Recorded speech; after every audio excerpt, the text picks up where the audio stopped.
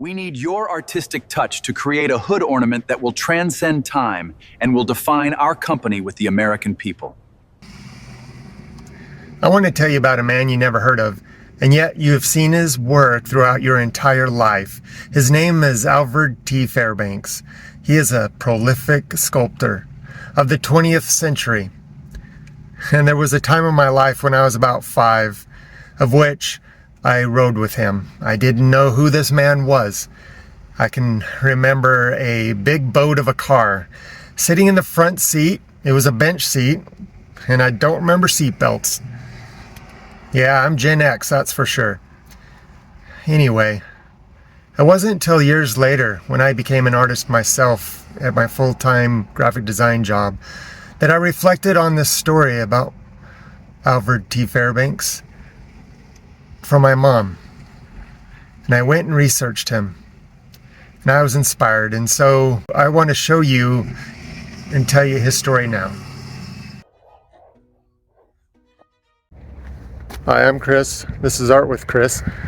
And if you enjoy these inspiring stories of artists, please join my channel, like and subscribe. Today I'd like to tell you, start this story about Avard T. Fairbanks, which starts back in the Depression time, in which he was a professor, and he was on his way to work one cold December morning, and his car wouldn't start. And so he did what any other artist would do, which is he lived in Michigan in Motor City, which he walked into Chrysler, spoke with him and his engineers, and had a meeting and proposed the deal. The deal was to his artwork for a car.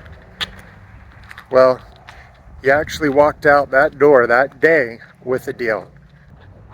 And so he waited at home, and one day he got a phone call from the engineers. And they said that they had 10,000 vehicles that needed a hood ornament. A hood ornament that would rival the Rolls-Royce hood ornament, and at the fraction of the cost. And so it was there that he grabbed his clay and an animal book, of which he then went to the headquarters, set up camp, and started researching the animals. They supplied food and a couch for him, and it was there that he researched a mountain lion, researched a jaguar, a bear, and none of them seemed to fit until he came across the bighorn sheep, the ram.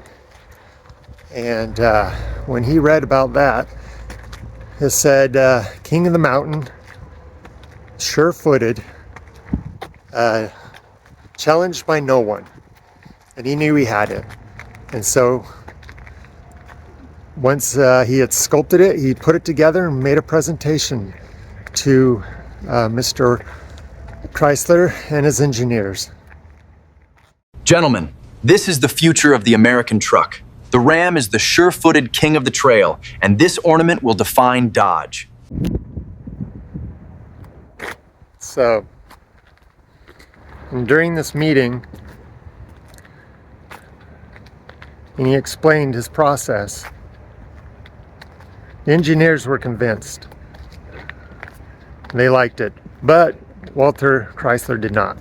He wasn't quite convinced, and Mr. Fairbanks, being quick-minded, thought on his feet, and he asked a question.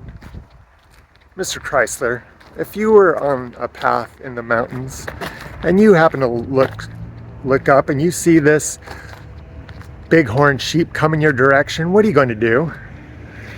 Well, he looks away from Fairbanks and he looks at the sculpture of the ram, and he looked right back at Mr. Fairbanks and said, Dodge. Well, the rest is history. That's how he won over the Dodge Ram that we all see today. like I said, you've been seeing the Dodge Ram your whole entire life. And this happened, like I said, 1929. And I hope that you can take this inspiring story and be bold in your art and do things maybe you hadn't thought of. And that's why I feel this story is inspiring and wanted to retell it. Thanks, and like and subscribe. Avard was a prolific sculptor, and he had done Abraham Lincoln statues, over 100 of them, dotted over the United States. And 2 of them, one is in a high profile area, which is the Supreme Court, and the other one is the Ford's Theater. And actually there's one just up the road from me called the Doughboy. His work, again, is everywhere. If you know where to look, you'll see Avard's work. He's inspiration to us all, and I wanted to share that with everyone.